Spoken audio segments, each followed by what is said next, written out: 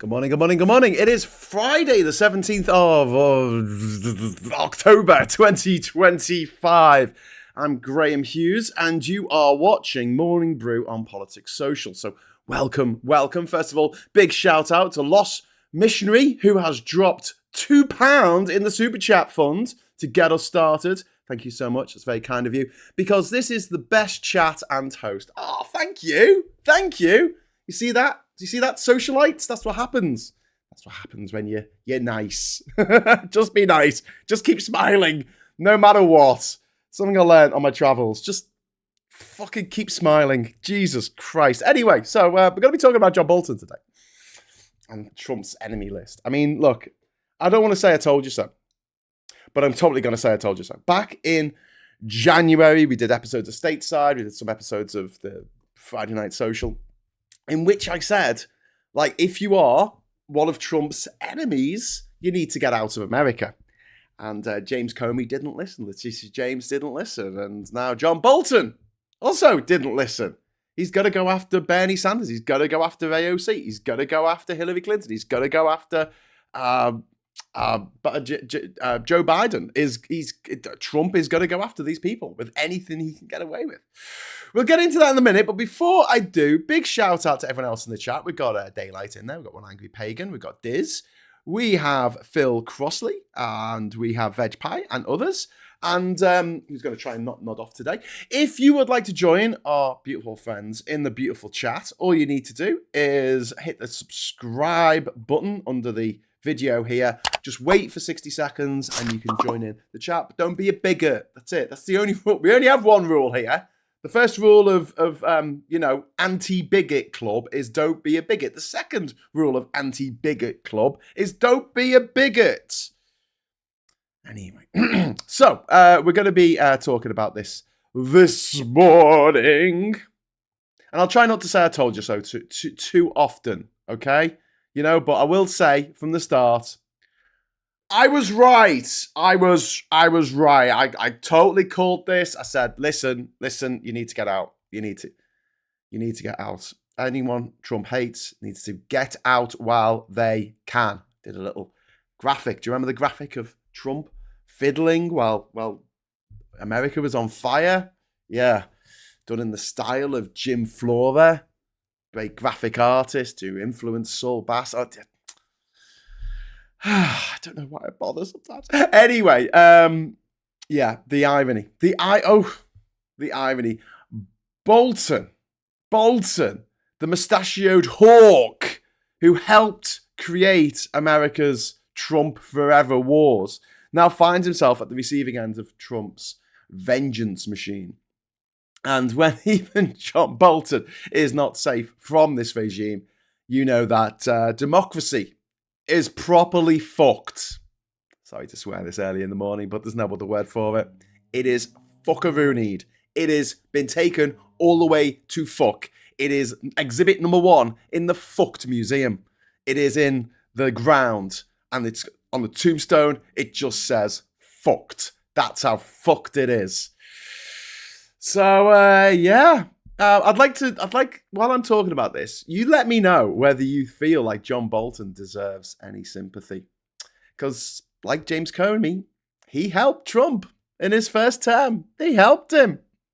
Helped him do what he wanted to do, which was to be an absolute shit and to make billions from being the president of the United States, which he didn't really achieve in the first term. He didn't do that so well. In the second term, he's done very well for himself. We talk about Nigel Farage making £1.2 million in the last year, which he has, aside from his measly, 80 grand that he gets a year from being an MP.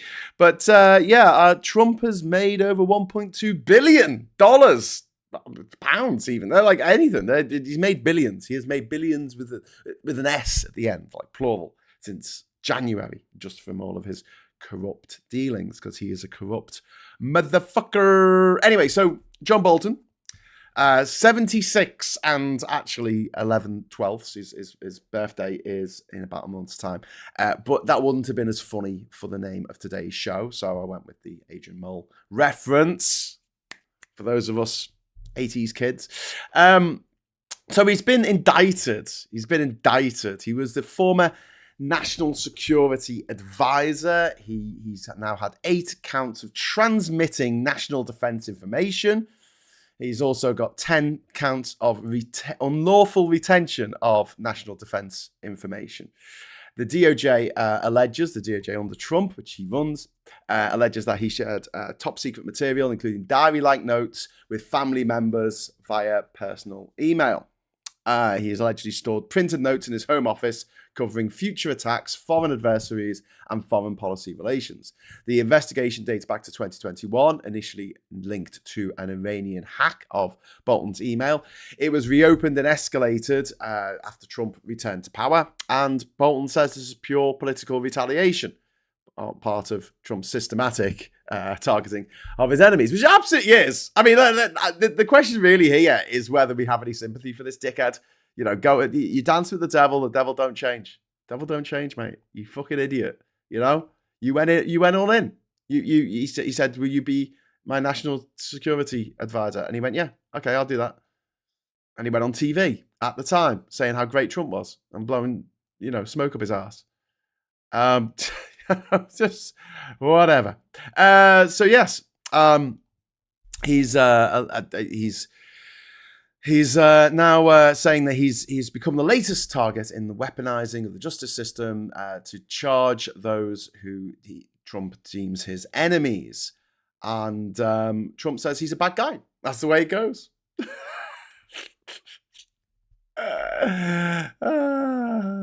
Anyway. Do you ever wake up with a horse's head in your bed? Do you, John? Do you? You don't want to mess with the fucking mafia, do you? Don't want to mess with the mob? You mess with the mob. Mess with the mob will come for you, mate.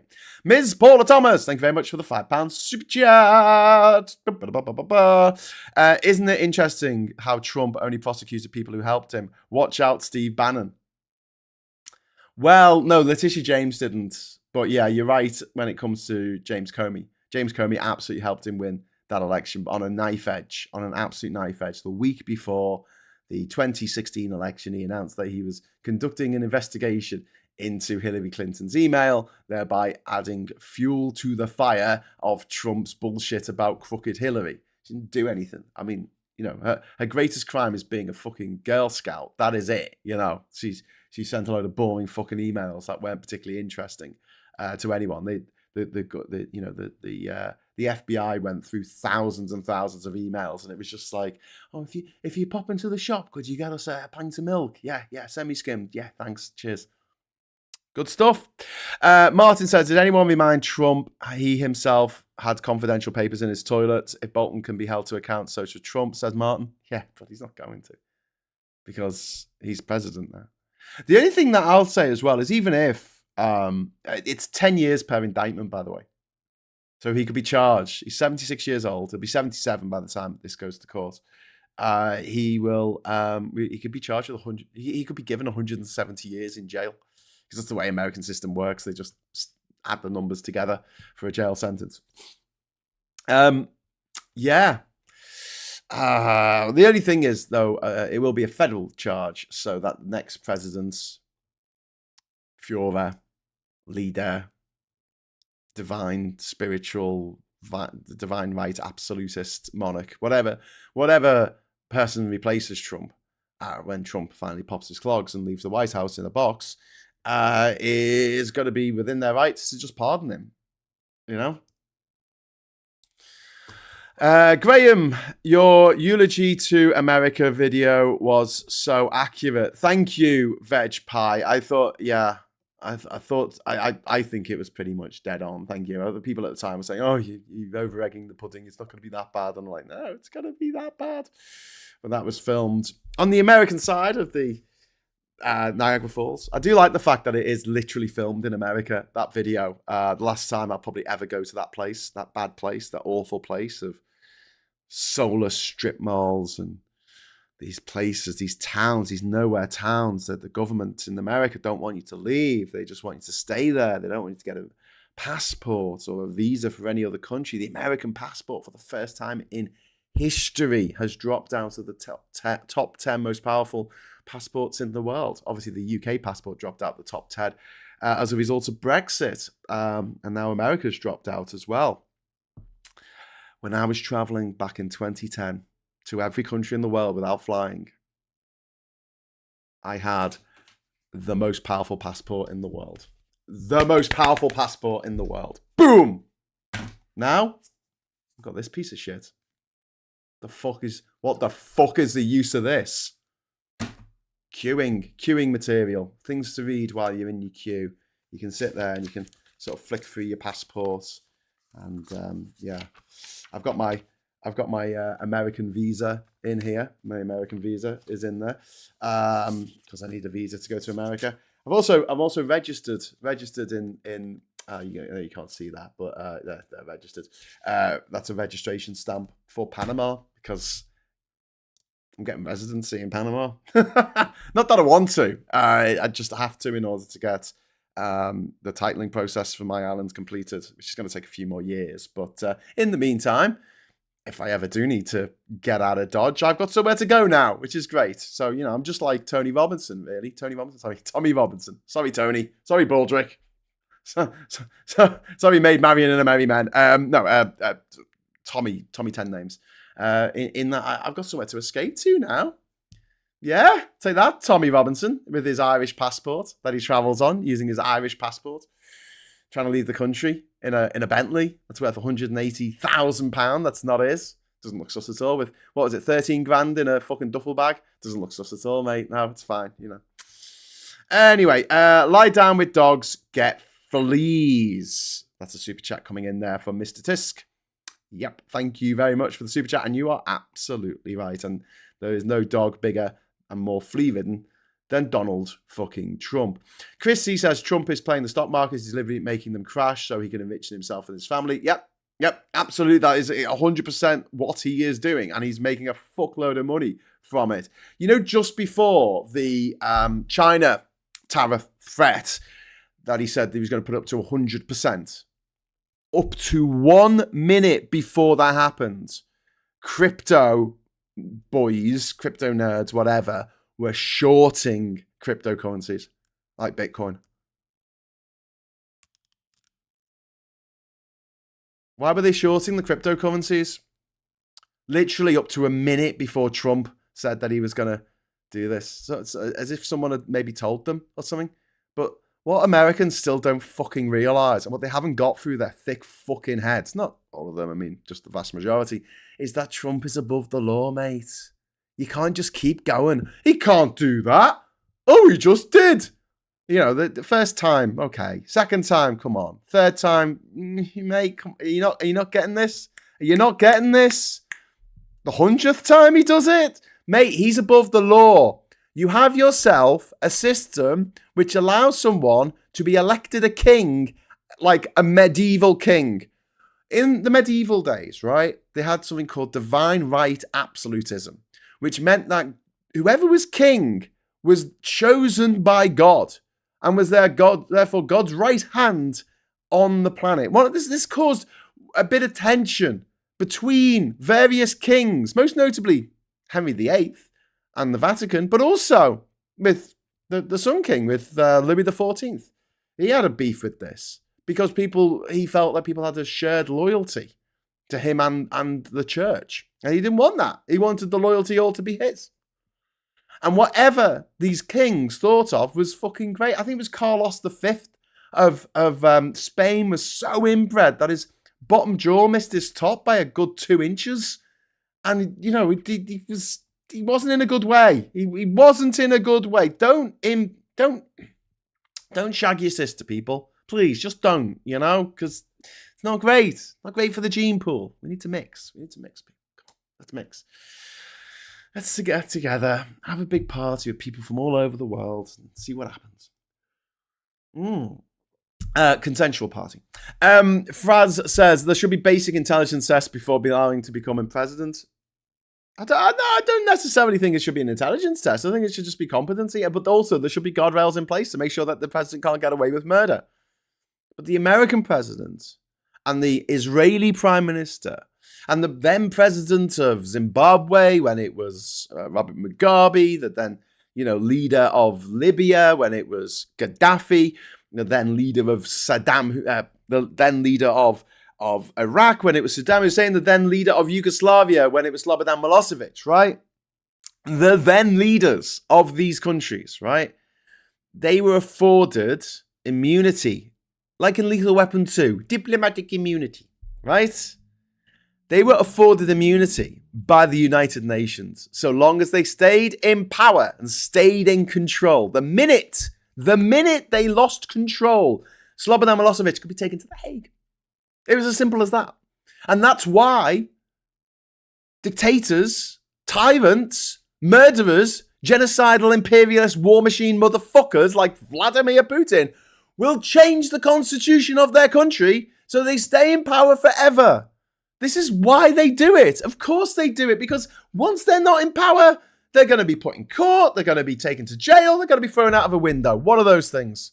What a stupid way to run anything. No one should be above the law. The Magna Carta, 1215? The Magna Carta. Most of it's shit. It's all to do with the lords. Basically, the landlords telling King John to fuck off, right? But there is one part of it that is essential, absolutely essential, and should be the bedrock of the legal system of not just this country, but every country in the world. And it is simply this: no one is above the law, not even the king. God, I wish we held to that. Here we are 810 years later, and we're still not there.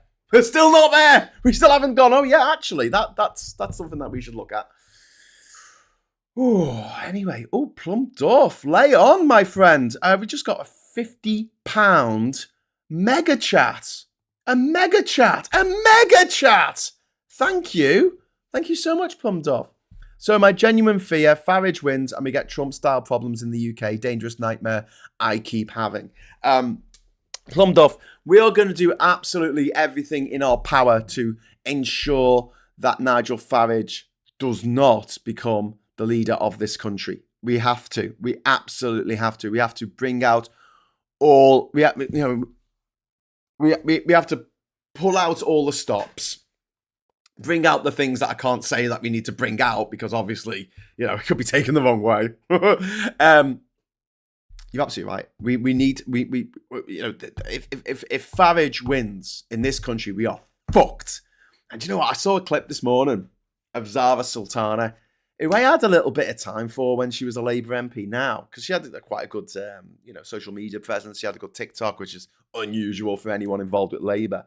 But I saw an interview with her on God Save the Podcast or whatever the fuck it's called. And, oh my God, she's a fucking idiot. She was asked why she, why your party is different from the Greens, right? And I honestly, I think that all things being equal, they should team up, But instead of doing that, they're going to fracture the left-wing vote even more in a first-past-the-post system. And she says, well, the difference is that Polanski is a Zionist and he believes that we should normalize, have normal relations with Israel, whereas I think that we should absolutely discommunicate Israel, not regard it as a country anymore, pretend it doesn't exist. I'm like, really? Really? Are we going to do that to Pakistan as well then? Come on, let's do it together. Come on, it'll be fun. Let's do it to a Muslim country that was invented so Muslims could live there, and in the process of inventing that Muslim country, 1 million people fucking died. Some of them were Muslim. That's, not even a year before the creation of Israel. And have Pakistan gone, okay, well, we better look after the people who live here who aren't wrong uns, in our eye. No. I've met refugees from Pakistan. Christians, Zoroastrians, Hindus, Sikhs, Buddhists who have had to flee because of persecution. Pakistan continues to fight a fucking war against India over Kashmir that's been simmering away for over 70 years now, nearly 80 years that's been going on for now. And yeah, okay, I'll accept that, Pakistan, fair enough. It's a country based on a religion.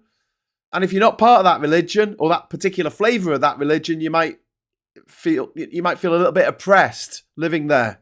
They might have a little bit of an apartheid state going on in Pakistan. Do I think Pakistan shouldn't be a country? Do I fuck? Pakistan should be a country because it is a country. When Africa was finally decolonized. The African nations, all 54 of them, got together and said, listen, right, we're going to keep the borders as they are. We're going to keep the borders as they are. Actually, it was 52 at the time because Eritrea was part of Ethiopia when it got independence. Obviously, there was a war, and now it's an independent country. South Sudan was part of Sudan when they got independence. That's obviously a different, separate country now. And Western Sahara is still being fought over by 3 different countries because it was the old Spanish Sahara. Morocco thinks it's got a claim, and so does Mauritania, and so does Algeria. But the point is this, right? Israel exists. So you can't sit there and go, oh, Israel shouldn't exist. And the other thing that Zara Sultana said that differentiates them from the Greens is the fact that, despite what Labour put out yesterday about the Greens wanting us to take us out of NATO, they don't want to take us out of NATO. Which, yes, I do not want to leave fucking NATO when we have a madman on our doorstep of Europe, the madman being Vladimir Putin, the butcher of Bucha, the man who sends in rape gangs into someone else's country to use rape as a weapon of war, a man who has kidnapped thousands of Ukrainian children and given them to abusers in Russia to be abused every day for the last 4 years, 3 years, 3.5 years. Come on. And you want to pull out of NATO and do what Trump wants, yeah? What Vladimir Putin wants. Vladimir Putin, the imperialist aggressor who's invaded a neighbour. You want to do it? You want to just give him what he wants. Let's pull out of NATO. And you know what? If he invades Moldova, if he invades Latvia or Estonia or Georgia, oh no, he's already invaded Georgia, hasn't he? Already taken a third of its land, Abkhazia and South Ossetia. Already taken that, right? Yeah, that's fine. We're not going to go in and help them. We're not going to stand up for Finland, if they get invaded. We're not going to do that. Why would we want to do that? We're not going to help out Ukraine. Fuck them. So you want to know the difference between your party and the Greens? Well, your party are a bunch of fucking fuckwits. That's as simple as that. But here's the thing. On top of all that, no one in the village in which I live in Durham or in the city I live in Liverpool or in any habitation anywhere on this fucking island, if you knock on the door of just an average person who's not interested in politics, which is the majority of people, if they say to you the most important thing in their life right now isn't the cost of living, isn't the fact they can't get on buy a house, isn't the fact that their rent has gone up, isn't the fact that they can't get their kids into the school that they want to get their kids into, it's not none of that. Then they can't. They'll want a fucking waiting list for 3 years to get an appointment, to get the thing that is causing them chronic pain sorted out. No. It's NATO. It's our membership of NATO. Are they fucking mad? I'm sorry. There might be someone watching this thinking that, if only they got into power, they'll be fucking great. They can't even think of a fucking name for themselves. And on top of that, they've said, we want to have a conference and you're going to decide, what our policies. They're going to have policies decided by entryists. Okay, cool. Then what are you going to charge them? $5 each. Okay, how much is that going to be to a billionaire to buy 100,000 fucking spaces? It's going to be pennies to them. It's going to be fucking pennies. Here's $500,000. I'm going to have over 50% of your memberships. All on fake names, fake email addresses, blah, blah, blah. There you go. That's all done now. And, look at this policy that we're going to pursue. The policy is we're going to chortle Donald Trump's balls. Okay, well, it's what the membership wanted. It's what the entryists wanted. It's exactly what happened in Labour in 2015 when people like myself, who at that point had been a member of Labour for nearly 10 decades. Jeez, I'm not that old. 2 decades. Were given the same number of votes for our leader of the Labour Party as someone, a Tory, a refucker, as UKIPper, as they were called back then, that dead name, that they got the same number of votes as me. Someone who paid £3 and joined last week got the same number of votes for the leader as I did, the same voting power as I did, having been a member for nearly 2 decades. And we got Jeremy Corbyn instead of Andy Burnham. And now everyone's going, oh, I wish Andy Burnham was in charge. And I'm like, yeah. Yeah. Woo. Anyway, Plum Duff. Oh my God, Plum Duff, you're being very, very generous this morning. Plum Duff has dropped another super chat in the super chat fund after a mega chat. That is incredibly generous of you. Shout out to Chris for being an absolute hero and saving a life. Well done, you legend. Oh, Chris, you absolute legend. I missed that. But fuming at the driver's saying that he's disqualified for guess what? Drunk driving. Chris, well done, mate. Well done for stepping in there. Fucking kudos to you. And now, because of Plum Duff's very generous super chat, I owe you a pint. I definitely owe you a pint, my friend. So next time we have a meetup. So just a little bit of housekeeping, right? Might as well. We're half an hour in. I've been talking to Ben Chambers, who does the Single-Minded Rejoiners radio show, which is well worth listening to. And I've said, will you be up for doing live shows? Now, he doesn't particularly like doing live stuff, especially on camera. He prefers to do pre-records. He prefers to do, but he's really good. He's really, really good. He's very pro-EU, and he's a funny fucker. And he even talks more than what I do, which is impressive. I'm always impressed when I meet someone who can talk more than me. And we are seriously talking about doing a live show next month here in Durham. And if it goes well, and it's going to be like what we did with Phil back in last month in September, we're going to be taking over the upstairs of a pub here called the Station House, if we can, and we'll be streaming from the pub. We'll be streaming from the pub, and it's going to be set up so, like, if you would like to come along, it's going to be probably on Thursday nights or Wednesday nights probably. If you'd like to come along to in person and meet up, you are very welcome to do so. It's right by the train station. So if you are on the East Coast main line, get your ass over here, right? If you're close enough. I don't want you spending millions to get over here, but if you can, you arrive on the train, you walk down the hill from the train station, because the train station's dead high up, comes across this amazing viaduct in this area of the city centre we call Viaduct, and it's just at the bottom, and it's brilliant. This pub, it's linked up to the National Rail database or whatever, and they have a screen up in the pub that tells you when the next trains are leaving and what platform they're leaving from, which is just really fun, because you can be having a pint while looking at the train going, oh, it's delayed, I'll have another one. And having to stand there on the platform like a lemon. Although, I've got to say, going up that fucking hill with drunk legs is not the easiest of things. Just warning you. So yeah, Chris, if you want to come to that, I don't know if you're local or you can make it over, but if you do ever come to anything, I definitely owe you a couple of drinks. So there you go. Will it be during the day or an evening event? It'll be evening, Chris. It'll be evening. It makes it easier for people to get to if they're working or whatever. It'll probably start like 8:00 on Wednesdays. So I'll do the rabbit hole, and then I'll get into town and get set up, and we'll stream from the pub. That's the plan.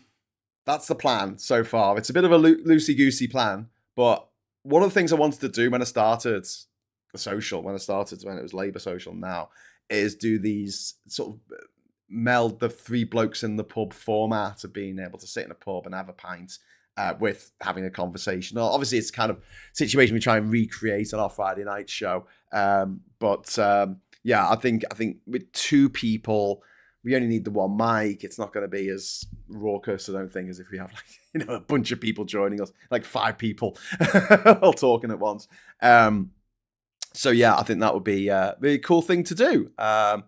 Durham will be cheaper than Liverpool, says Sean. And if we can make it a monthly thing, I'd love to make it a monthly thing. Just once a month, we do a live in person down the pub, me and Ben. And he's not entirely sold on the idea. He's not entirely sold on the idea just yet. So we will see. Right, okay, I better crack on with the topic I was talking about, which is John Bolton getting it out. So Sean, my friend, Sean has joined the channel. You can join the channel if you want. Welcome, Sean. You are awesome. At Sean 906. That number looks like an a couple that have had an argument and they've put like a pillow between them. A 906. Oh, what was it last night? Oh, mate, it was a 906 situation. Sorry, am I just making connections that aren't there? Graham, did you say 8 o'clock right? There was an L in the clock. 8 o'clock. 8 o'clock. L, come on. We all need... we all like a bit of cock. Liverpool was expensive because of Labour conference. Yeah, that's true as well. The furthest north I can meet up is Bristol. The furthest north is Bristol's not even nearly north for the rest of us. This is how southern One Angry Pagan is. Southern's like right there at Land's End with his sword going to fuck off. But yeah, no, that's fine. I doubt I'm going to do a live show down in Bristol anytime. Well, I might do if it's successful. You know, if I was earning Brewsters from this channel, I would so do that. You know, maybe once every 2 weeks, go to a different pub around the country and just say, yeah, come along. But we don't really have the viewership to sustain that, unfortunately. I was going to say, if you do want to join the channel, like what Sean has done, please just hit the join button and you'll get a little rose after your name, like Lost Missionary has, and like Martin Harrow has, and now Sean has. Yeah, and Viper Scott 1 has as well. You'll also get your name in the credits at the end, which I still haven't done, but I still haven't updated it. I need to update that, so I will. Hey, the edge of the world is the M25. Says Ice Boo. Yes. Does OAP believe in Birmingham? Does OAP? I don't understand that, Ned. I'm in the wrong country, says Sarah. Yeah, well, see, that's the thing. I could go to Cardiff. You know, that would be fucking awesome. Get down to Cardiff, go do a show in Llandudno. Llandudno. Sorry. I want to say it wrong for our Welsh viewers. Jesus. Yeah, Llandudno. I mean, that would be boss. I would pub crawl along the pastel-coloured promenade. I fucking love Llandudno. My love for Llandudno is about the same level as my hatred for Blackpool. Like, I hate Blackpool with an absolute fucking loathing. Whereas if you want to do a Victorian seaside town, Llandudno is just perfection. Absolutely fucking perfection. And Viper Scott. Oh, thank you very much, Alistair. Alistair has sent 5 politics social gift memberships, which is really, really kind of you. Thank you so much. That is awesome. Thank you, Viper Scott. Thank you. You're the best.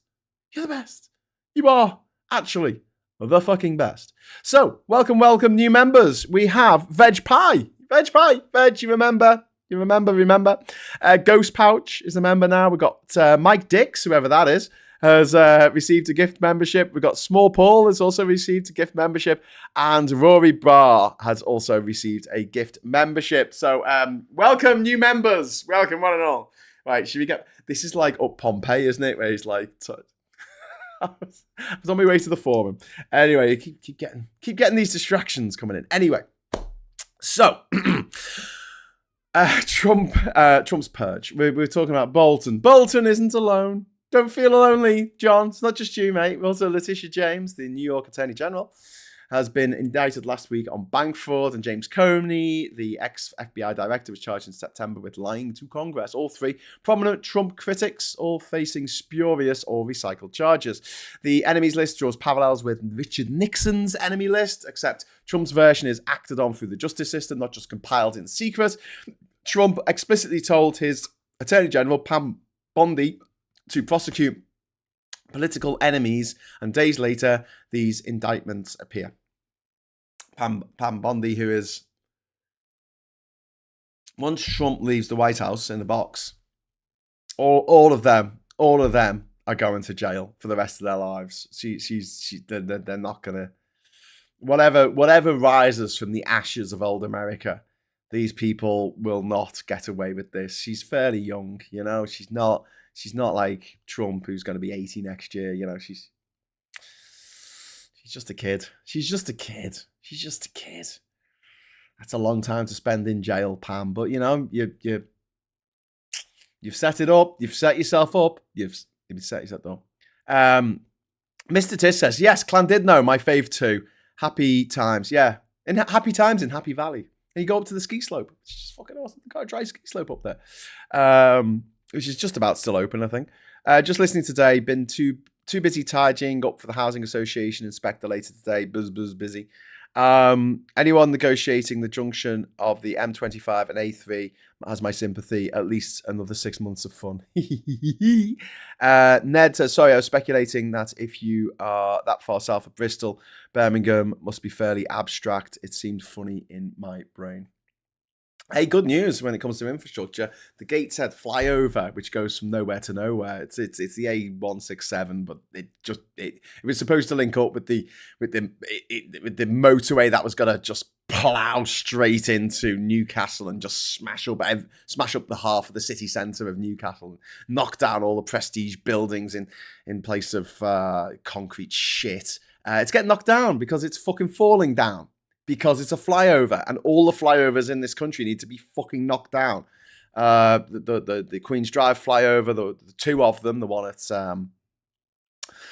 at the Rocket, and also the one at Walton, need to be knocked down. And just replaced with there's a roundabout. It's fine, you know. End of the M62. Fucking put a roundabout in there, guys. Just a big fucking roundabout. That's all you need. Big fucking roundabout. If you want, you can put a tunnel under the roundabout for cars coming straight under the motorway onto Edge Lane. You can do that. That's fine. I'm not going to stop you. But just fucking knock those fat bastards down before they fall down, mate. Because they just cost too much to maintain. And they're fucking useless. They are absolutely fucking useless. It drives me up the fucking wall. Just put a roundabout there. Anyway, so this one's going down. Good. Love to see a bit of 1960s shit infrastructure getting that was built for the fucking needs of the car. The car. Would somebody think of the cars? Rather than the community that is split in two by building a big, disgusting, ugly fucking flyover through the middle of someone's home. Anyway, I've been really busy. I missed you guys and girl, says Sean. Just the one girl. Just the one girl. I think there's more than one. I think we've got quite a few girls who watch this channel. Thank you very much. But thanks for the super chat, mate. I really appreciate that. And Yuri Nimfektinov, 1972. Nice to be back after my trip south of the border. I assume that's leaving Scotland, maybe? I don't know. I don't want to go too far south. Well, there's fucking Sassenachs with their sassy knapsacks. That doesn't really work. Pam Bondi is 60. Must have had a ton of work done, man. Oh, okay. Well, you know, she's still 20 years younger than Trump. 20 years to spend in jail once this is all over. Cars are such needy bitches. Oh, Bowles, I love that comment. I want that on a t-shirt. I'm going to write that down. Cars are such needy bitches. Oh, that is a good one. That is a good line. Oh, fucking circle that. Thank you. Thank you. Reminds me of the dinner party with Oscar Wilde when someone said something tremendously witty.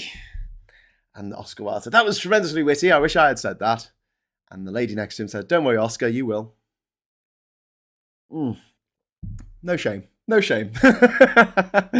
I'm not paying £3 more for an S, says Sean. Fair enough, my friend. Fair enough. Yes, Grey Politics have been visiting family in Stevenage, now back on boot. Oh, man, that is a lovely fucking part of the world. You lucky bastard. You lucky bastard. Why is it still socially acceptable for people to get drunk, get behind the wheel of a vehicle? We as a society need to demand stronger sentences for drunk drivers. Couldn't agree more. But it's the oil industry and the automobile industry that are these huge conglomerates that run the world, basically, the corporations that run countries. And they have so much power. It means that if you got drunk and picked up a cricket bat and battered someone with a cricket bat so they never walked again, you would get a lifetime sentence for that. No doubt. You will be jailed for fucking life. That is a horrific crime. But you do exactly the same thing, but instead of using a cricket bat, you use a car that you are not legally allowed to drive even if you are sober, a car that's not insured, a car that you don't have a license for, you don't even have a license to drive. You'll be banned from driving for 2 years.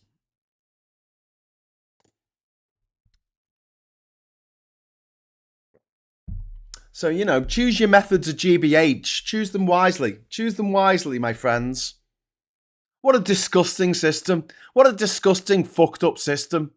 Where if you use one object as a weapon, you get a life sentence. But if you use a different object as a weapon to do some harm to another human being, you get a slap on the wrist because it involved a car, and we don't want to take you off the road for too long, mate. Come on, get back in the car.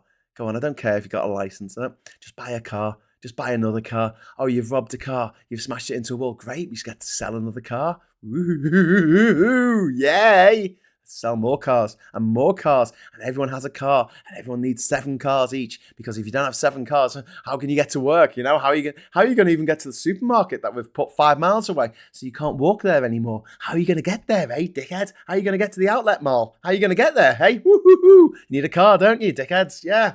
Fucking, I'd hate to put some money into a decent public transport system so you can free yourself from the tyranny of the internal combustion engine. No, we're not going to do that. We're going to make it so if you and your family, Graham, want to go to visit, your mum and dad in Liverpool, and your partner wants to visit her mum and dad in Liverpool, for Christmas or something, it's gonna. You want to take the train, do you? You want to take the train with 2 kids?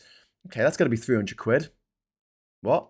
That's going to be 300 quid. Sorry, what? Why would it? What? Why would it be 300 quid? Hey, listen, mate. We're giving you a family and a disabled person discount, and it's still 300 quid. Yep, absolutely, it's 300 quid. Fuck you. That's my name. Wow. Okay. Well, I could drive there in my car. Yeah, you could drive there in your car if you want to. You mad bastard. How much is that going to cost? £3. It's an electric car. Costs £3 to fill it up in the middle of the night on Octopus special fucking tariff. £3. 3 fucking good English pounds. I wonder which one we should do, eh? Kind of got us over a barrel there, haven't they? The car manufacturers, gobshites. When they're not fucking, killing people and making up stupid laws like jaywalking. Oh, look, you're on the road. You shouldn't be. It's all your fault, actually, if you think about it. When they're not doing that, they're running around, making people think that the diesel that's coming out, the diesel particulates that are coming out of their engines are cleaner than they actually are. Because they have a special mode, because it knows it's being tested, so it runs the engine a bit, at a bit of a lower spec to get through the tests. That's what Volkswagen did, but other car manufacturers did it as well. Nice. What a nice bunch of people. They're your friends, aren't they? Look at their friendly car ads where people are driving on open country roads. Open country roads, yeah, you'll be lucky. Spend most of your time in a car in a fucking traffic jam because the infrastructure's not there. It was 100 years ago, 1925, the infrastructure was there, and now it isn't. It struck me. Like I am dreading the day that I wake up, and it will happen sometime over probably the next year, and one of my favorite people on the planet is going to no longer be with us. I'm not going to say who it is because obviously, I don't want to jinx it, but he's really fucking old. Right? And state school lad, he's travelled extensively. He's travelled more than I have in his lifetime. He's been to so many places, seen so many incredible things, and shares them with the rest of the world, right? And I just thought, he's been to places where he could actually breathe fresh air. He's been up a fucking mountain in Borneo and breathed fresh air. Actually breathed in air that didn't have any soot particulates or lead or chemicals or carbon dioxide from not carbon dioxide, emissions from a vehicle. He's breathed that air, and yet there are people the same age as him. Been on this planet, been on this fucking planet for decades, and they have never taken a single breath in their entire life. Not a single breath that didn't contain pollutants. Not one. You go from the 1950s where there was lead in the fuel and everyone was still burning fucking, having a burning fucking coal to keep the houses warm. right through to the 60s and 70s, where literally everyone fucking smoked. The 80s, the 90s, everyone fucking smoked. If you didn't smoke, you smoked because you'd always be around smokers. You couldn't get away from them. You had lead in the fuel up until the 90s. People complained about them taking lead out the fuel. You know this? In the 90s, people actually complained about the car's not going to be as high octane as it used to be. You know, we'll have the same kind of pickup. What, from that fucking traffic light to the next traffic light 50 meters down the road? Okay, yeah, cool. That's a really important thing to think about, you know? And then even after that, you know, the amount of pollution that's been put into our environment through diesel engines and through petrol engines over the last, 25 years, even without the lead, is still fucking toxic. Like, you breathe that in. If you, shut yourself in the garage and turn the engine on in your car, you'll fucking die. You'll fucking die. I just, imagine every breath of someone who is nearly 100 years old, their entire life, every single time they have drawn breath, from when they were a little baby to now they're in their 90s, right? Every single breath they've taken in pollutants, they've breathed in poison. That is just mind-blowing. Viper Scott, thank you very much for the £5 super chat. It's very kind of you. Many years ago, wife's granddad was killed by a new driver. He hit the car. He was the other driver only got freaking 3 years and a £5,000 fine. I'm so sorry to hear that, Alistair. And yeah, I mean, I think everyone in the chat's going to be with me on this. Why is it that you use a particular object as a weapon and that's it? You're in jail for the rest of your life. You know, if you murder someone with that weapon, they don't go, oh, well, it was a cricket bat. So that's for playing cricket with, really. And we don't want to stop you playing cricket. Honestly, these laws need to be looked at and the recommended sentences need to be looked at. If you get behind the wheel of a fucking car and you are fucking drunk, that's it. You can never drive again. That's it.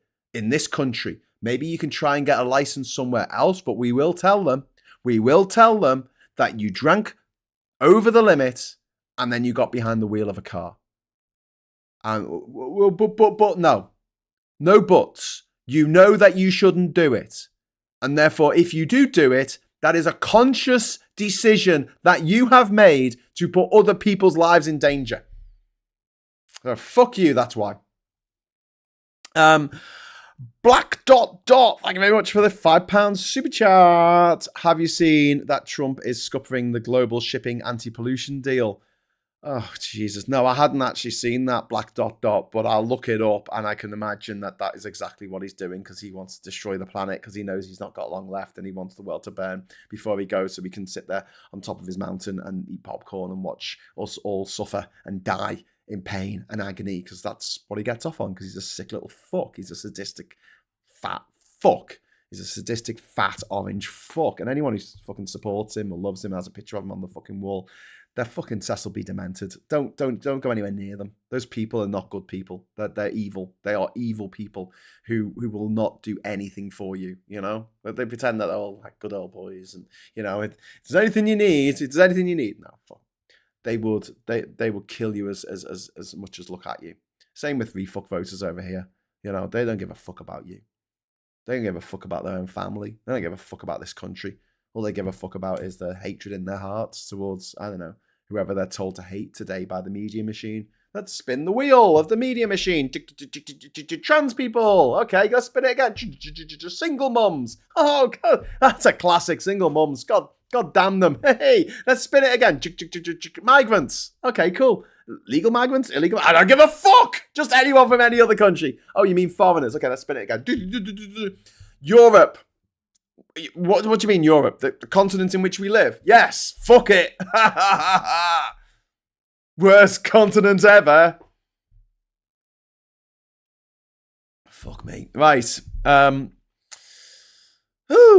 Anyway, so yes. Where was I? I was talking about Pam Bondi, wasn't I? Yeah. There's a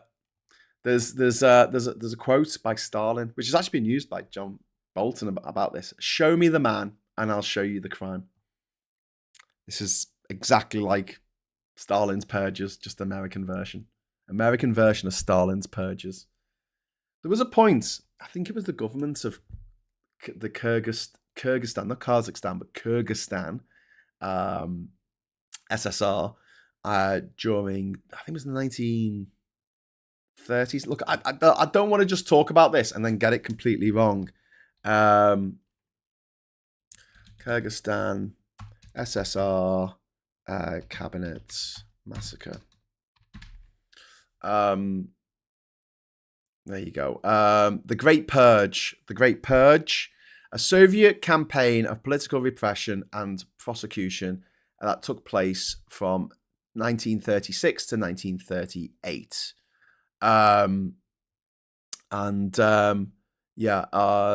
There was Osh classes. No, that's 1990.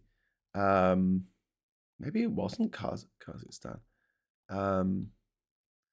Okay, maybe it was Uzbekistan. Uzbekistan, purge, 1930s. Let's see if that comes up. Yeah. Wow. Okay. So the 1930s, there was the liquidation of the local leadership. Right. So the original Uzbek Communist Party elite was eliminated. They were massacred. Every one of them was killed. They were driven to a fucking quarry and shot in the back of the head and then kicked into the quarry and replaced by officials loyal to Stalin. Wow. Wow. So it wasn't Kyrgyzstan, it was Uzbekistan next door. But wow. Wow. That is pretty fucking grim. This is a region of the world that was constantly fucking, the Mughals fucking took it over, and then who was it? The Timur the Lame or Timur Lane, and the Timurids, the Uzbek period, the Russians turned up, Russian conquest, and then Stalinist period, just really fucking grim times. But yeah, having your entire government liquidated and replaced with loyalists. This is where we are in America right now. This is where we are.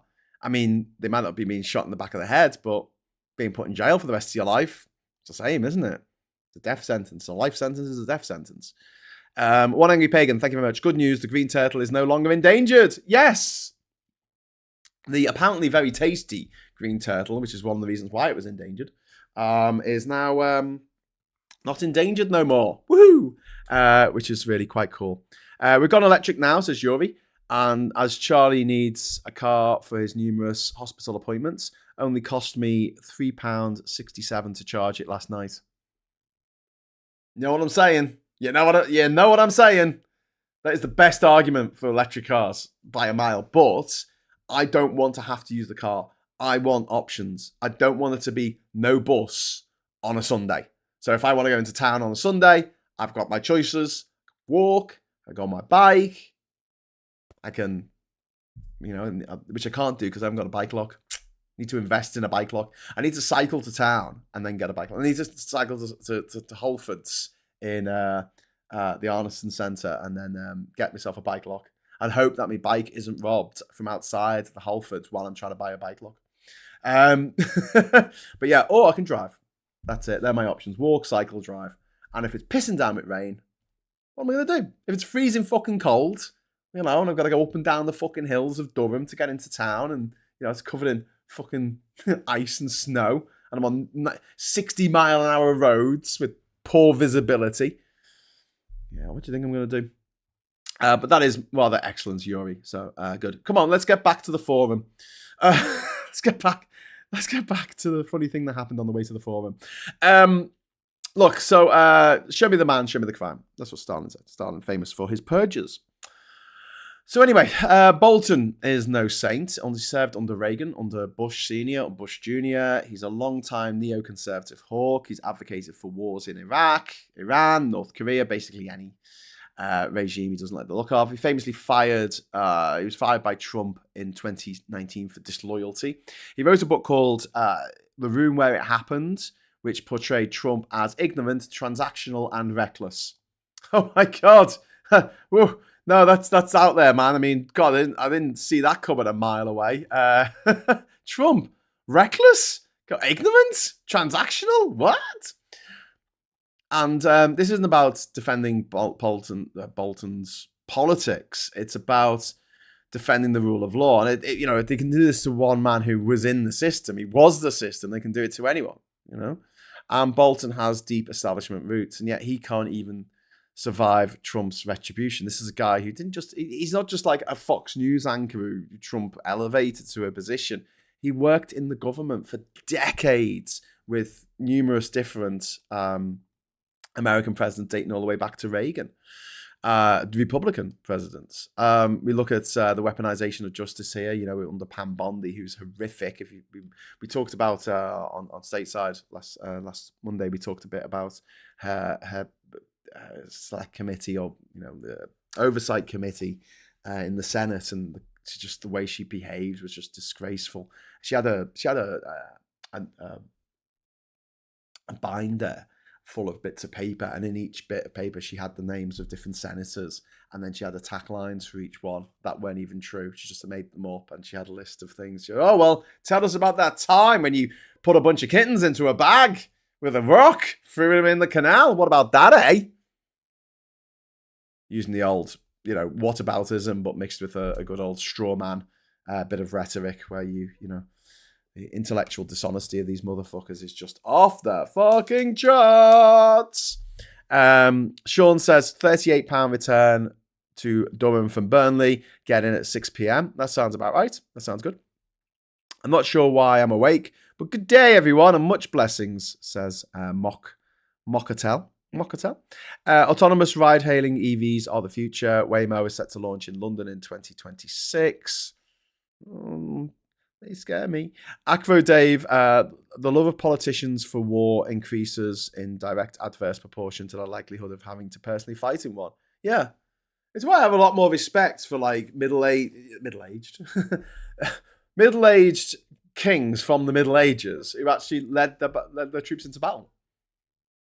Henry V was there on the Battle of Agincourt. He was, to give him his due, he was fucking there. He might not have been in the front, like leading them with his sword held up in the eye, running towards the archers. But he definitely was there, which is more than can say for Trump or any of his fucking family or his familiars or whatever, or George W. Bush and all the wars that he fucking started. I love the way the Democrats get the blame for all the wars that were started by Republicans. I'm like, what? What? Anyway, so yeah. Bondi claiming no one is above the law, except Trump and his mates, obviously. She's Trump has previously defended Bondi has previously defended Trump during his impeachment, and now runs the Department of Justice like a personal hit squad. And contrast this with real justice. Compare how Trump handled classified documents, literal boxes of secrets at Mar-a-Lago, which he showed off to guests, which showed off to enemies of the United States. No charges whatsoever. Compare with Biden and Pence, minor administrative errors, self-reported, and were cleared, but like that, they made a big fucking song and dance about it. Bolton keeps his diaries at home, shares with family, and suddenly he's got 18 felony counts because he kept the fucking diary, the bastard. You cross Trump, you get the book thrown at you. You serve Trump, you get a fucking pardon. He pardoned 1,500 people, 1,500 fucking terrorists who stormed the American Parliament building. Who stormed their Parliament building, caused $3 million worth of damage, and led to the deaths of 9 people. And caused injuries to 150 police officers. There's a footage of a man tasing a police officer who is writhing on the floor in agony and being stamped on. And that man was let off and had his record expunged by Trump. This is justice under Trump. And for anyone who has any sense of decency, any sense of just basic human morality, should find this absolutely sickening. But obviously there's 77 million Americans who are like, no, it's fine, I don't care. Because these people don't have any morals. And that means that you can't trust them. You might have some friends, Americans who voted for Trump. You can't trust them ever, ever, ever. These are people who will stamp on your face till you are dead. and not think twice about it. They are sociopaths. They absolutely are. And don't think, oh, but they were nice to me once and they said these nice things. So fuck them. These people are fucking sick in the head, and they support and they continue to support. His popularity's not gone down. You know, people go, no, people will wake up. They'll see what it's like under Trump and they'll wake up. No, they won't. I said this at the beginning. They will not wake up. There's going to be no road to Damascus moment for these motherfuckers. He is going to stay at 40% approval, 40% of the people approving with him till the day he leaves the White House in a box. No matter what he does, no matter who he kills, no matter who he sends to jail, no matter what countries he invades, he is not leaving. America, wake the fuck up. If you want rid of Trump, you're going to have to get rid of Trump. Fucking placating him and going, oh, well, you know, I'm sure we can use the rule of law to put him in his place. No, mate, you can't. I'm telling you, unless you fucking rise up and get rid of that motherfucker as the leader of your fucking country, you are fuckaroonied. Oh, but he said the stupid thing. Oh, he once tripped up a little bit when he was walking up the steps onto his private jet. Well done, dickhead. Make a video about that. Say, oh, Trump's over, he's dead, he's fucked. You know? It's not going to happen. Not going to fucking happen. He has the best physicians in the fucking world. They will weekend at Bernie's, that motherfucker. For the next 8, 10, 12 years, you know, it doesn't matter. He's not going to allow them to have another fucking election. He's not going to allow them to have the midterms. He's already setting things up. All this stuff with going into Portland, going into Chicago, going into Washington, D.C. This is all set up to see what he can get away with. And it appears he can get away with fucking murder. And once he goes, okay, I can get away with murder now, so I'm going to just continue getting away with fucking murder. And people will say, you can't do that. Oh, we just did. And we'll see this cycle go round and round and round and round. And, you know, he's currently not just interfering in American judicial systems. He's also trying to interfere in Israeli official judicial proceedings, because he's telling them that they shouldn't prosecute Netanyahu for his many crimes of corruption. He's telling the people in Brazil that he's put a 50% tariff on their country because they put his friend in jail, Bolsonaro. He's, you know, circumventing the judicial system over there. And also in Argentina, he's circumventing the democratic system by giving his friend Javier Milei a bung of 40, it's doubled now, $40 billion loan to prop up the economy over there and to make Milei look like he's doing the right thing when he's actually putting lots of Argentinians into abject poverty. And lots of people are going to die as a result of this horrible man who's a far right-wing lunatic with a fucking chainsaw, a literal chainsaw. You know, this is and what we're seeing in Trumpville, Trumpistan. It's a banana republic. He's built a banana republic within a nuclear superpower. And you got to see the sort of the worldview, Trump's worldview. It's entirely built on grievance and retribution. You know, he doesn't believe in justice. He believes in payback. He's like he's a mob boss. He's a mob boss crossed with a petulant toddler. And Bolton embarrassed him in the book, saying that he was fucking useless, which he is. Comey humiliated him with the Russia probe, which found dozens of people had worked with Russia to get Trump elected. Now they're calling it, Trump calls it a hoax. No, dozens of people went to jail for working with the Russians to get you elected, you fucking disgusting orange blob of a man.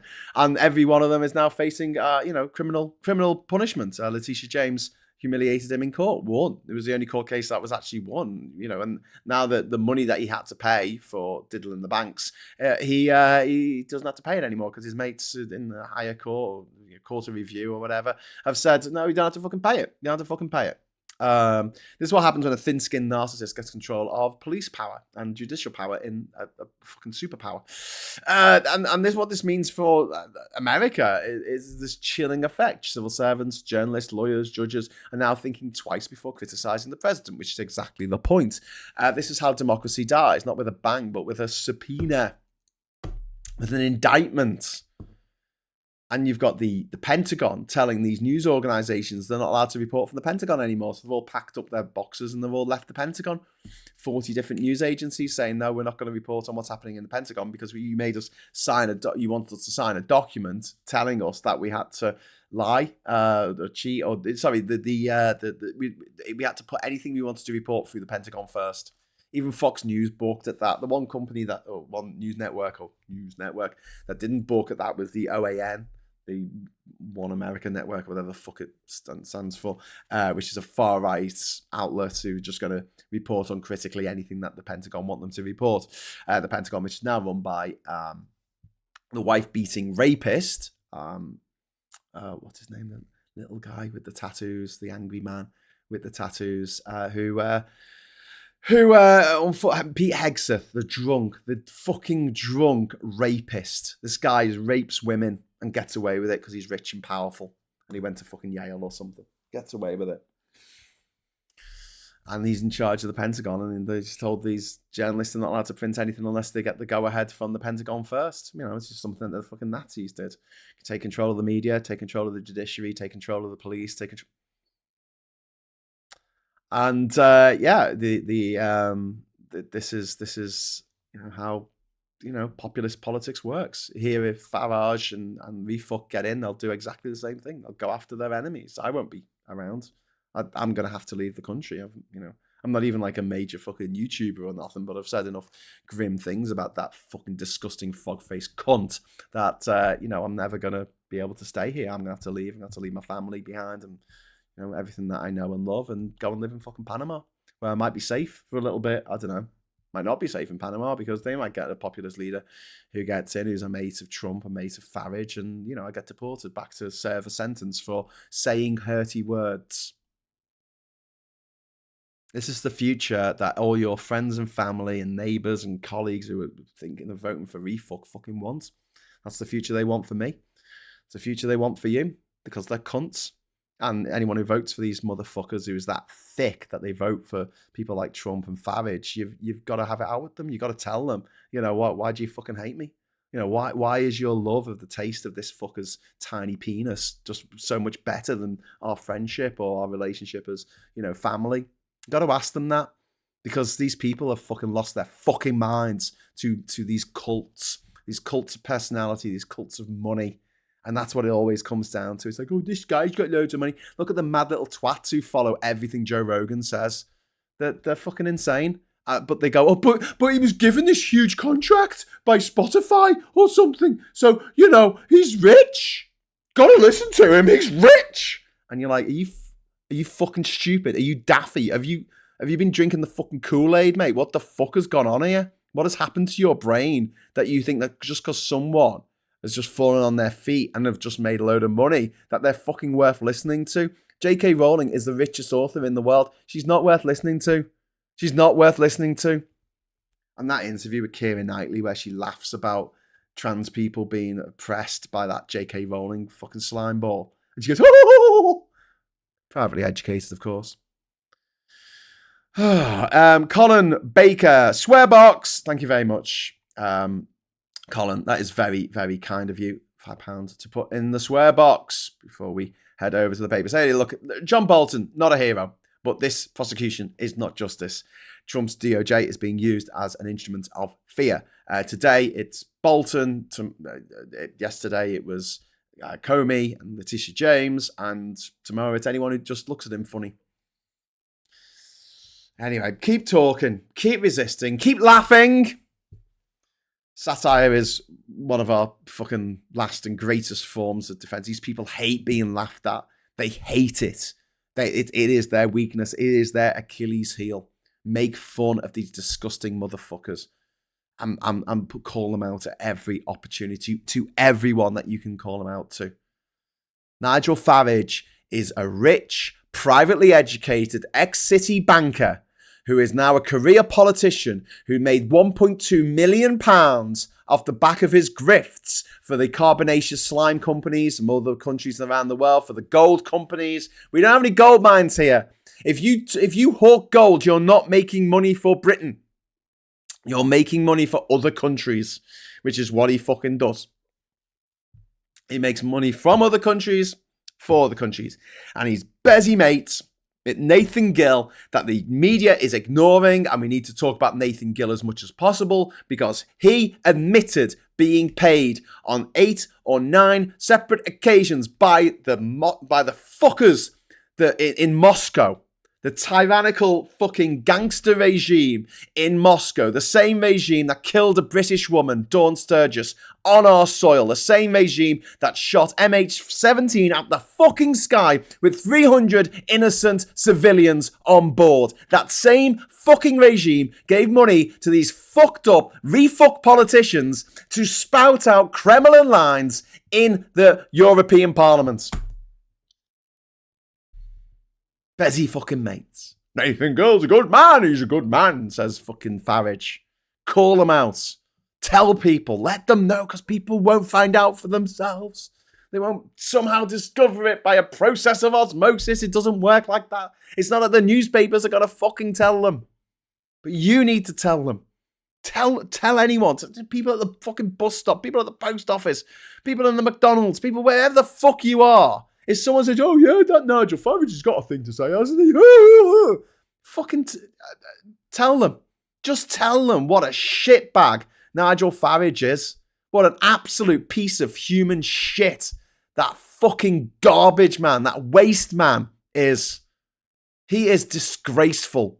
He is the worst of us. I mean, Tommy Robinson is obviously, not far behind. But obviously, Tommy Robinson's not going to become our Prime Minister anytime soon. There's a chance that Farage creep could. And we need to fight with every fucking weapon in our armory, metaphorical weapon, obviously, of, rhetoric and facts and logic and appeal to people's decency. If someone says to you, I'm voting for refuck, say to them, have you no decency? That is the question you need to ask them. Have you no honour? Do you not love this country? Do you want it to fail? Finally, looks like Labour's going to be hanging Brexit around his neck, which they should have done years ago. But better late than never, I suppose. But yeah. Who do you think's next on Trump's hit list? Let me know in the chat. Reform Russia, not Reform UK. Or Reform... Rush. There's not 9 o'clock news sketch with a racist PC who kept arresting Winston Kerdogo on ludicrous charges, looking at me in the funny way. Yeah, that's pretty much it, isn't it? Under refuck, satire will be declared as terrorism. Yeah, it absolutely was. One Angry Pagan says, Derek Landy over J.K. Rowling every day of the week. Skullduggery pleasant is superior to Harry Potter. I'm not, Harry Potter was of its age, it was a good set of books, it was. And J.K. Rowling was a hero to many people until she went fucking crazy and decided to become a disgusting bigot. She looked in the mirror one day and she hated what she saw, and then she externalized that hatred to trans people. There's some fucked up psychology that's gone on there. And she's admitted herself that, if trans had been an option when she was a kid, that she might have considered it herself, which tells you everything. She calls herself Robert Galbraith. She makes sure that it's J.K. Rowling, so you don't know whether, what her gender is. She uses the ability to change her gender to sell fucking books. But if you want to change your gender to live the life that is authentic to you, oh, no, you can't do that. Fucking gobshite. Honestly, like I've said many times, 10 years ago even, maybe 11 years ago, I just didn't give a fuck. I was just getting on with my life. You probably were as well. I wasn't making lists of people that I want to see in a fucking box. But now, there are people who, when they shuffle off this mortal coil, I'm fucking partying. I am fucking partying. I don't give a fuck about people going, you're really disrespectful. That person had a family. No, fuck them. Fuck them. And you know what? They set it up. You're Lawrence Fox, right? You set things up so when you cark it, your kids will have to see people celebrate. If you're J.K. Rowling, you've set things up so when you cark it, Your kids are going to have to see people set fireworks off in celebration, dance on the streets in celebration. You set that up. That was your decision. Whereas when someone who's absolutely beloved passes away, the country just falls into a state of mourning. They could have had that. J.K. Rowling could have certainly had that. If a fucking mold hadn't turned her into a fucking Voldemort. Voldemort? What's a Voldemort? Voldemort. Yeah, she could have had it. But instead, now her kids are going to have to see that. They're going to have to see it. You know, the same as when Charlie Kirk died last month. You know, some people on the internet were like, woohoo! And his kids had to see that. His wife had to see that. Because of what he did. Because of the way he lived his life. Any sympathy for me? No. Fuck them. I mean, you know, I don't know these people's children. And I don't hate them as much as the people whose children they actually are hated them. Because those people set things up for this to happen when they cark it. How much do you have to dislike your kids to make them go through that, eh? You know. I don't know, Julia Heartless Brewer or Katie Hopkins, you know. Wow. Anyway, so over to the papers. We've got the Times here. I'm going to have to wrap up soon because we do have a lot of shows to do today. Inside the Pink Ball. What the fuck is this about AIDS dad's balls again? And the man behind it. Danny Finkelstein, a letter to my sons. Danny Finkelstein. Okay, let's have a look at Danny Finkelstein. He gets to write for newspapers. Okay, he's written a letter to his sons, but it gets published in the newspaper. He's a member of the House of Lords. Oh, that's very fancy, isn't it? He went to, let's have a look, went to blah, blah, blah. And he went to City of London. That's a university. That's a university. He was educated at University College School. Oh, there you go. Found it. Okay, so Daniel Finkelstein there went to University College School, also known as UCS. Let's have a look. Let's have a look what the fees are there now. Let's have a look how much you have to pay. How much do you have to pay to go to this? University College School, Hampstead. Day fees per term. There's 3 terms a year.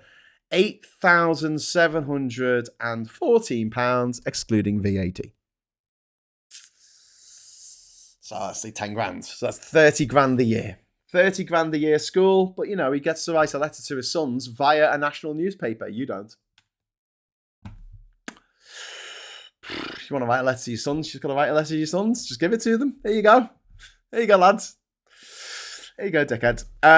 Trump sets up meeting with Putin to end inglorious war. Oh, this is Trump and Putin are going to meet in Hungary, of all places. Hungary, under the auspices of fucking Viktor Orban. To end the war. Yeah. He's probably got to do a fucking weapons deal with Putin. He's going to go, oh, do you know, I hear your nukes aren't working. I hear you didn't maintain your nukes and you don't have a nuclear arsenal anymore. Do you want to borrow some nukes so you can just like blow up part of Europe? And Putin will be like, yeah, cheers, mate. China and the MI5 berate Labour over spying case. Beijing hits out at slander as security row grows. The Director General of MI5 has said that he's frustrated by the collapse of China's spy case, the fallout of which Beijing has warned could undermine its relationship with Britain. Okay, whatevs. I think this has gone on for long enough. There is Joshua Reynolds' portrait of Mai, which is from 1776. One of the first of a black person by a British artist. There you go. Nice. It's on loan. State workers lean towards Britain's rivals. Public state workers view Britain less favourably than the public and are more sympathetic to adversaries such as Russia and China and terror groups such as Hamas. Oh, nice. Jesus. The illegal TikTok mega pen that lays bare the horrors of the fat jab in the Wild West. Please don't jab things into yourself unless you know it's safe. Please don't. Please just don't. I wish people would just like kind of love themselves for how they are. I mean, if your weight is a serious medical problem, yeah, definitely do something about it. But the sort of, I don't know, the attitude of people in this country of like, you've got to be stick thin or you're not attractive is something that drives me up the fucking wall. I mean, it's as daft as thinking that you have to be white to be attractive. Think about it that way.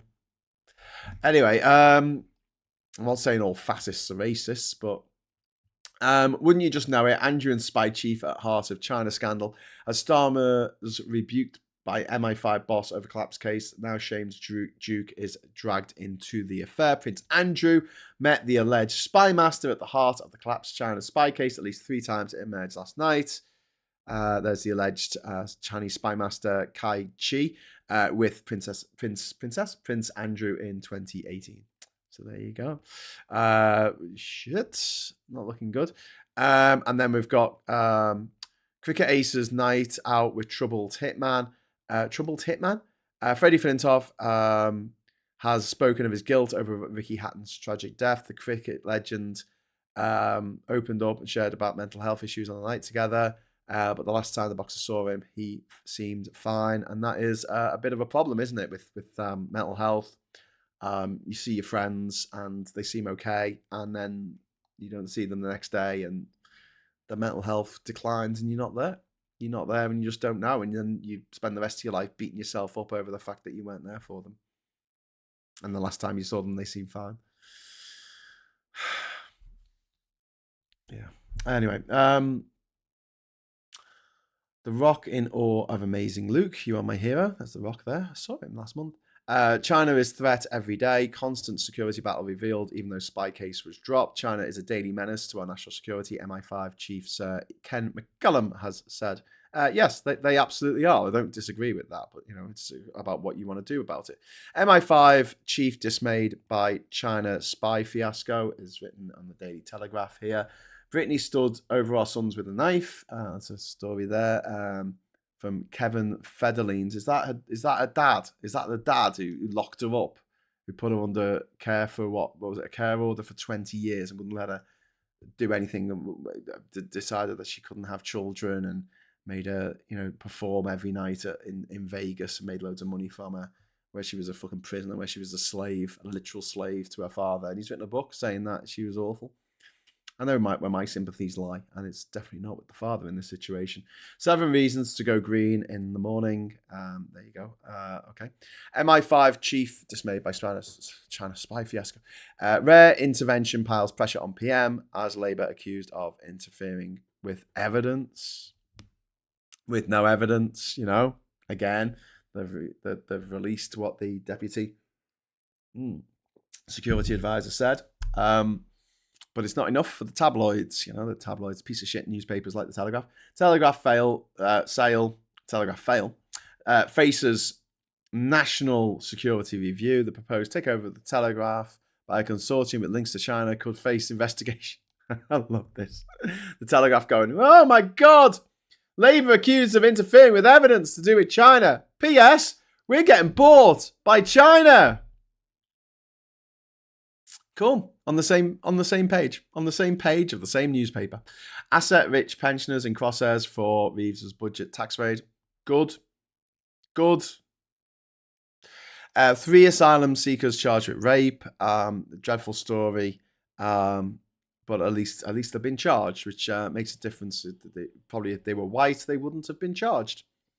Would have got away with it. The judge would have asked what she was wearing. And if she was drunk.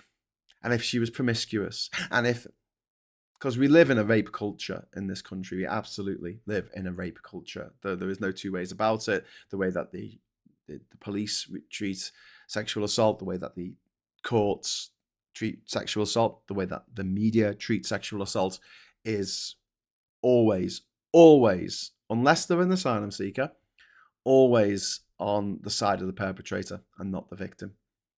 Always. Stop stealing from us, Waitrose tells staff. Trump to meet Putin. We've mentioned that. Aston Villa bans Israeli fans over unrest fears. Not great. Next time, I'm making a comedy. Catherine Bigelow on the House of Dana. Catherine Bigelow. Sorry. Helps if I show you what I'm talking about. Next time, I'm making a comedy. Piss off adverts for fuck. Next time I make a comedy. Catherine Bigelow on House of Dynamite. Here. Catherine Bigelow, film director. She did Point Break, the original. I think they remade it. But the original with Patrick Swayze and Keanu Reeves. That was a great film. And the 100-Year Storm. Bell's Beach, baby. I've been there. I've been to Bell's Beach. I did like a movie tour of the world. Like everywhere I went around the world, I was like, oh, this is from that movie. Oh, this is from... Obviously, I went to Hobbiton when I was in New Zealand. That was fucking boss. Anyway, from Party People to Partridge, Steve Coogan's films ranked. I guess the Penguin Letters is probably going to be near the bottom now that we know that it's about a paedophile. Trauma and Hope, Gaza Girl tells of life after missile strike. And then we've got PM's press top prosecutor over collapse of spy case. This is very much like tit for tat. He said, she said. Fucking, this is just going to rumble on, but it doesn't make the Tories look good. This is why I didn't understand why Kemi Badenoch on Wednesday at Prime Minister's Questions went on about it so much. It doesn't make you look good. It makes the Tories look incompetent. You're trying to make Labour look incompetent, but actually, yeah. Risk of serious injuries in childbirth on the rise. This does not surprise me. They're talking about perineal tearing, which is not to be too graphic, but you can imagine the evolution has not kept pace with the size of humans' brains. Humans' brains are 4 times bigger than that of a chimpanzee, which is our nearest, closest living relative, genetically speaking, right? And as a result, childbirth is an incredibly dangerous procedure, which people just do not think is dangerous anymore. So much so that women are encouraged by the patriarchy to not take painkillers when they're giving fucking birth. They're encouraged to have a natural birth when maybe a cesarean might be a better solution to the issue of getting that baby out of you because of the patriarchy. So, yep, you need to have suffering. You need to have pain. This goes back to the fucking Bible, to the bit in the book of Genesis where the punishments are meted out to the man, Adam. He has to toil in the fields all the days of his life. What if he liked working in the fields? What if he enjoyed it? What if he got a kick from it? What if it released a dopamine? He needs to get it through the day. I don't know. The snake was punished. The serpent was forced to slither on its belly for all the days of its life. Okay, cool, says the snake. As Ricky Gervais once pointed out, it's going to be hard to get around without me wings. And then it turns to the woman, turns to Eve, and says, you know when you have a baby, it's going to be fucking dangerous as fuck. And it's one of the reasons why I do believe, and you know, you're going to probably think this is very patriarchal of me.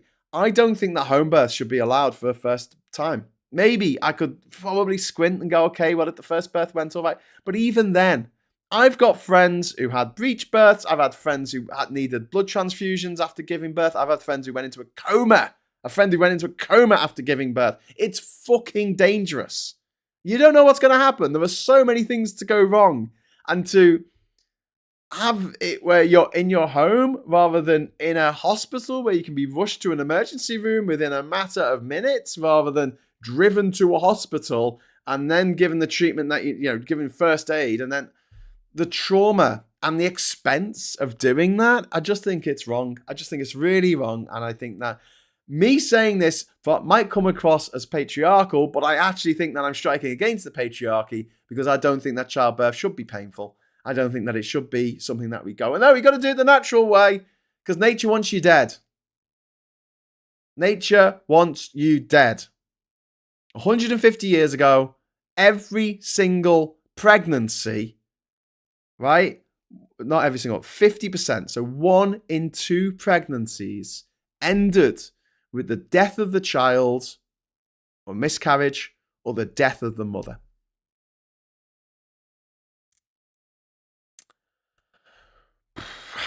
So, you know, fucking medicate, make it safe, make it as safe as humanly possible. And also, when I was born, right, in 1979, in Oxford Street Maternity Hospital, which is where John Lennon was born. It's not there anymore, unfortunately, but it was. My mum stayed in hospital for like a week after giving birth to me. A week. That was normal. You just stayed in for a few days. You got used to breastfeeding. You got used to, being able to walk again, without this fucking thing growing inside you. Nowadays, you get sent home the next day. You get sent home the next day because they want to save money. They want to save, hospital beds. They're not going to leave you there for a week and send you back the next day. Which is fucking insane. Again, they set it up to make things difficult for women. They absolutely do. Anyway, I'm probably going to get loads of shit in the chat for saying all this, but because it's not my place. Don't give a fuck. Israel and Hamas trade accusation as aid stalls. So this is to do with the fact that Hamas has said, we have handed over everyone we've got. Don't have anyone left now to hand over, as in bits of dead people. We can't get to them because they're crushed under a fucking, I don't know, a building or something. The Israelis have responded by cutting the aid that's coming in. So, violations of the ceasefire already, which we all saw coming from the get-go, but here we go. One angry pagan, isn't it funny how much the rich have been bitching since last year? It's also having their tax loopholes and they don't like it one bit. Yeah, it's true. I mean, if Labour do tax the rich, then it sort of steals the thunder from other parties in the left, doesn't it? When Hurt Locker beat Avatar to Best Picture Oscar, the world for once seemed right. Yeah, I was going to mention that. Catherine Bigelow, she won for The Hurt Locker and she won against James Cameron. Now, the hilarious thing about this is not only was she the first woman to win the Best Director Oscar, she also beat the Best Picture. She also beat her ex-husband, Jim Cameron. Her ex-husband!